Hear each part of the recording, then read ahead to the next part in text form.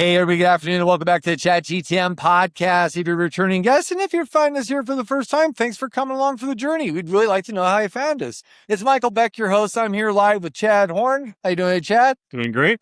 You're doing great. I'm doing great. We're doing great. Great afternoon. It's really hot outside. And for those who don't know, we're in Las Vegas, Nevada. Right now, I think it's 109 degrees outside these doors currently. Really hot. Anyways, but we are at the RSPA show, the Retail Now show. This is the show where the channel goes, or people go to build their channel. Is that correct, Chad? That is correct. Fantastic. And we're here with our new friend, Koen Lavrijssen. You got it right. I nailed it. Look at that. Not an easy one. With Winston POS.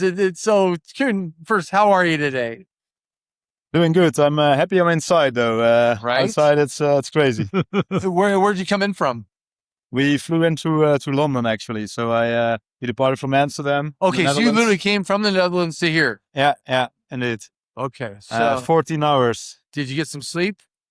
No, on the way here, I try to not catch any sleep because then I won't get into the rhythm over here. Yeah, at least that's what I think. But then when I get here, I still wake up every night in the middle of the night. Jet lag is a thing. Just a life. Yeah. So, Koen, for those that don't know Winston POS, let's start there. What is Winston POS? Why do you guys make it? Who's it meant for? Winston POS is a restaurant POS aimed primarily at table service venues. We service a lot of fine dining establishments, including Michelin star restaurants. In the Netherlands, we focus solely on that table service vertical. But since we've been in touch with the channel in the US, we're expanding our horizon also to more quick service and counter service venues. Fantastic. So, Koen, in the U.S., there's a lot of POS companies already. What inspired you to also sell in the U.S. market? Yeah, I think actually in Europe, I hired somebody to figure out how we could scale across the country border. So we're based in the Netherlands, and in the Netherlands we already had a quite nice footing. So we were looking at Belgium, at Germany, and the UK, figuring out where to scale next. My sales manager got a bit upset because he felt like he could do that better and find those partnerships better. Yeah. So he got in touch with some hardware suppliers, and they directed him to the US market. Yeah, he said there's a lot going on in that market there, so you have to give it a chance. You have to go there. So I told him, nah, that's not something that's on our roadmap. It's that's way further along. We shouldn't be doing that now. Right. But yeah, we got to a point where they said we have to have your product here in the market because what's happening here, there are no other good agnostic alternatives in the market. Yeah. So you have to come over here and you have to help us. And that's what we ended up doing. Pulled in by the partners. It might be a pretty good bet because there's not a lot of companies that are focusing on table service as its discipline there. This is true. They dabble in table service, but they go, well, all the money's in QSR, so because the big economies of scale. Yeah. But table service is complex. It's deep. It's coursing. It's wine recommendations. It's pairings. It's all kinds of things that have to happen correctly, right? Yeah, I agree. And I don't know if you're tied to this part of it, but as you guys look at the design of your solution for table service, what are the things that make it uniquely yours? Well, I think from the get-go, I've worked in the restaurant industry myself for 9 years. And a lot of the systems that we used then, they felt more like forcing a bookkeeping way of running the business upon the staff in the venue. It's all about sales. It's all about money. But in my opinion, a restaurant isn't about money. It isn't even about food and drinks. Hospitality. It's about hospitality, about an experience. Yeah. And that's what we set out to do. We set out to make a system that delivers the best guest experience possible. True. And the best guest experience in a Michelin restaurant is completely different from a fast food chain. Fast food chain, you want to be in and out fast. Yeah. In a Michelin restaurant, you want to have that great experience. But that's what we try to cater to. And how do you see that in Winston? It's all the little things. It's getting a notification when you haven't served a table for a while that helps you and then checks on you. Is everything to the satisfaction of the people that are on that in that party? That's some small things, and we've got a lot more small things that make the difference in providing the best service possible. Right. before Chad jumps in, because I got to pounce on you. You know where I'm going next, Chad. I have an idea, but the advent of the VIP. Yeah. Are you familiar with this term VIP? Of course. So there's been a lot of talk in our industry over the last couple of months, at least as Chad and I have been exploring this part of it, that the data shows that restaurants are going to get more business from their existing customers. They take great care of them than going and finding new customers. Mm-hmm. And so when you have that restaurant where people come in and they've been there 10, 15, 20 times, it's getting very important to recognize these people, to give them that premium service instead of going, hey, have you been here before? When it is, in fact, their favorite restaurant. Yeah. Right. Have you guys started looking at that because it would feel like this would really play well in the Michelin dining environment where they say, welcome back, Koen. Great to see you. We'll have your table ready. And we know you like the Fumé Blanc before every meal. Yeah, no, definitely. So how we call this in Winston is a GRM, a guest relationship management system. Okay. We have our own reservation system, our own online order system, our own loyalty system. And that doesn't mean we also don't partner with others in that area.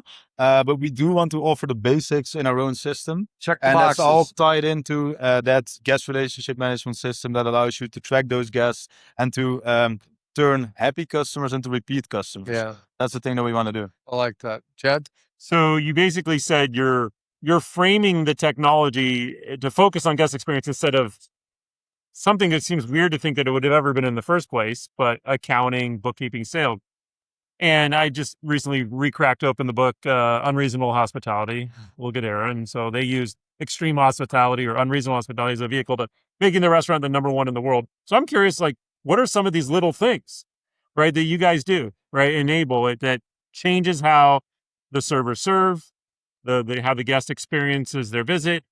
What are some of those things? Well, I think it is, for instance, recognizing that guest and seeing what they had on a previous occasion, but also triggering a guest with functionality, allowing the guest to give something to a friend. That's something that I actually saw in a restaurant that I visited, I think, over 10 years ago. And what you could do there after you had a dinner, you could say, I had a really great time and I want to send a letter to a friend of mine. Right. And that letter will give them a free bottle of wine when they visit this restaurant. So it is actually not only reinforcing their belief in that it's a great restaurant, marketing, but it's also drawing in more people to the restaurant. And I think that kind of stuff, it's if you think from how hospitality is supposed to work, it's all pretty easy, but you have to help a restaurant in doing that, because oftentimes it's very busy on the floor. They don't have time to do this. They don't have time to collect this information. So we need to figure out, okay, how are we going to collect that information from the customer without it being in the way of their experience or it being in the way of the process of the waitstaff? And that's what we do. Awesome. So why here? Why Vegas? Why across many, many, many miles of ocean? To get this product out there, what drew you to the RSPA show of all the various events in the United States? Yeah, to be honest, I'm just a gambling addict. No, I'm kidding. I'm not a sucker for gambling. But no, the Retail Now show in the RSPA community. I think it's the strongest community of resellers in the US. We visited last year when we were on a couple of partner booths in the hall here. But now we wanted to make our entrance in the US market. So we've been working towards that. We have a lot of, we have a lot of beta sites already going, or even more than that. And we really wanted to make our splash in the market and show everybody what Winston is capable of. So we're showcasing our product together with DataCap, with Deja Vu, with MagTech, with iMin, also with Postbank. You can also see it on the booth of MetSales.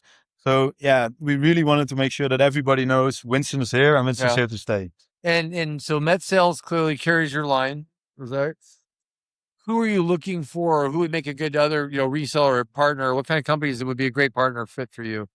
Yeah, I think that's one of the challenges for us to find the right partners in the market, because what we've noticed is that a lot of dealerships, they try to put a product in every type of venue, and they're looking for a replacement to their current product. But that's a challenge for a still relatively small company as ourselves to cater to all those needs in all those directions.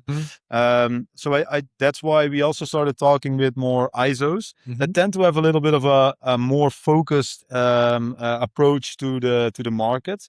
And yeah, I think the honest answer is I really don't know what is the best partner for us yet, but I do think where our software, I do know where our software works best. So any partner that feels like they can bring that vision to the market would be the best one to fit for us. Yeah, Chad? So, since you're talking about a POS that's geared around hospitality, I'm curious how you think about extending hospitality and those concepts to your partner base. Sorry, could you? Yeah, how do you show hospitality in your partner program in a way that stands out and differentiates you to your partners, since that's a theme of the restaurant serving the restaurant industry? We hosted a couple of dealer conferences already. Even though we don't have a physical footprint in the US yet, we partnered together with some of the dealers that are already working with Winston, used their venue, invited dealers over, had some drinks with them, had some meals together, but also dove into the software and got down into the nitty-gritty, what all the dealers really like to do. And I think we recognize that person-to-person interaction is very important. That's also why I'm here at the retail now, to make sure that I meet everybody. And we're trying to do that much more often. But at the same time, we're also still working with limited resources. So it's difficult to forge that relationship across an ocean. But I do believe that we are doing that as best as we can. With also a lot of our staff working evenings, making sure that we can match the time zones with the people here in the US. And we have a local channel management partner that is available for our dealers to interact with when it's in the middle of the night in the Netherlands and they need help anyway with the products. So just to follow up on that, I know you partner with Esper. I'm curious, whether it's technology or process, how do you think about scaling your ability to support the U.S. market? Because that's a big parcel of land, as they say. Yeah, I think since COVID, a lot of people have gotten used to doing things more remotely and doing things more digitally. However, at the same time, I think that we see, and that a lot of the dealers see, that it's very difficult to properly service a restaurant without having some kind of physical presence or vicinity. And I think that tools like Esper help in that. They don't replace that relationship that you have with the restaurant, and the fact that you will have to go there on install, or will have to go there sometimes to figure something out that you cannot do remotely. But it makes no sense to be driving a couple of hours to fix a printer, which is something that you could have also done remotely. So I see it more in that way. Okay. Have you been to Vegas before? Last year, around the conference as well. Then I had been to a couple of US cities before that. Yeah. And Vegas, it's something else. Its own thing. I mean, just walking around in Caesar's Palace and then seeing how huge that is, it's mind-boggling. Did you catch the fireworks last night that happened on this trip? No, I was already in bed by then. Or the sphere lit up, that giant? Yeah, the sphere was super cool to look at. Yeah. And we went to the Bellagio fountains, of course, just to see those. So what was the thing you're excited about, whether it's Vegas or the show? What was the thing you're like, I can't wait to get there? What's one of the most important conversations or things you want to do when you came here? Ooh, it's a difficult question. It could be personal or otherwise. No, it's definitely not personal. I'm mostly pretty much all for business. You fly this far, it should be. Yeah. yeah. No, so it's not that, but I'm thinking, well, from a business perspective, what's the most important thing that I came here for? Well, I think it's the partnerships as well that we have with, because we've worked with DataCap for a long time as our primary gateway solution, and it's great. But at the same time, people are asking us for more options in the direction of hardware integrations. And I think this is the first time we ever showcased Winston as the most it can be in the US market. So on our booth, we have all these different configurations. And I'm also a tech guy myself. I am the CEO of the company, but I wrote the first lines of code myself. Oh, wow. So I still get very excited about the technology behind everything, even though I barely write anything of it anymore. But that's the thing that I love to do. So I'm a hospitality guy, but I'm also a tech guy. I love it. Why Winston? The name, yeah. It's not a Dutch name. No, it's not. Was it your dog? Could have been. No. It's actually a pretty lame story, but I love lame stories. We were looking for a name, and we were, when we started out, we were three IT guys. So you get all kinds of crappy, uninspired names. We were writing them down and crossing them all and saying, no, this can be it, this can be it, this can be it. So then we started thinking, like, what's the concept that we want to convey with Winston? What's the feeling we want to leave behind? And we came to the idea of a butler, a classic butler, who's working in the venue, making sure that everything runs like clockwork, but that it leaves the final serving to the host. And then we simply looked at a name of classic butler names, picked one that had a free domain name, and went with that. It's funny how names happen. One of our other clients named it because they were looking for the friendliest dog name out there, which has ended up being Coco, a robot. But Coco's like one of the most popular dog names out there. So they named it. And it works too. Yeah. Well, that's really interesting. And so for those that are learning about you now, and you're here at the show, what's the best way to get a hold of you to ask more questions or dig in? Do you have a booth here? Yeah, we have a booth. We're at booth 841. Okay. So definitely drop by. I'll be there pretty much all day. Okay. You can also reach out to me via email. Just send an email to Koen, my name, at winstonpos.com. Are you on LinkedIn also? LinkedIn as well, obviously. Excellent. He's covering all the bases. Well, Koen, I know there's a busy party here, and that's also why you're here. When you're talking with us, you're not networking, get new business, but hopefully the people watching will, I want to talk to Koen. They got the goods, and I would like my own personal butler to serve my guests. I would love it. Thank you. Well, thank you so much, and I guess we'll just let you go back to the party now, but for now, everybody, if you have any questions about Winston, you know where to find him, you know where to find Koen. If you can't, as always, let us know. We'll track him down for you. And in closing, random acts of kindness. Sprinkle that stuff everywhere, like bitterballen or some delicious stuff, and make everybody's day better. But for now, it's the Chad GTM Podcast. Chad, Koen, and Beck signing off. We'll see you guys on the next one. All right. Thanks, everybody.